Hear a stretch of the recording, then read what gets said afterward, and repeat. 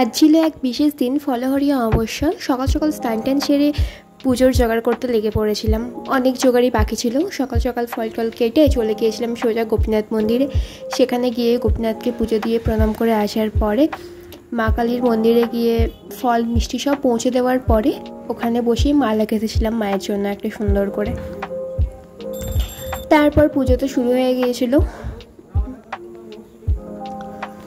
এই দিনটা এক বিশেষ দিন, যেদিন রামকৃষ্ণদেব মা শারদাকে পুজো করেছিলেন জগৎ কল্যাণের জন্য। এখানে সবাই মিলে বসে আছে, পুজো চলছে তখন। আমিও তার মাঝে টুক করে একটা সেলফি তুলে নিয়েছিলাম। হঠাৎ পুজোর মাঝে বৃষ্টি।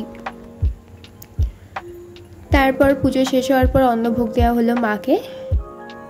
ভোগ নিবেদনের পর মন্দির পরিষ্কার করে আমিও চলে এলাম বাড়িতে। দেন ভাবলাম আজকে সুন্দর একটা দিন, মাইতো মায়ের মন্দিরেও যাই, একবার পুজো দিয়ে আসি। তো ঝটপট করে রেডি হয়ে চলে গিয়েছিলাম মায়ের মন্দিরেও মায়ের দর্শন করতে। আজকের ব্লগে এটুকুই। সবাই খুব ভালো থেকো, দেখা হচ্ছে অন্য ব্লগে।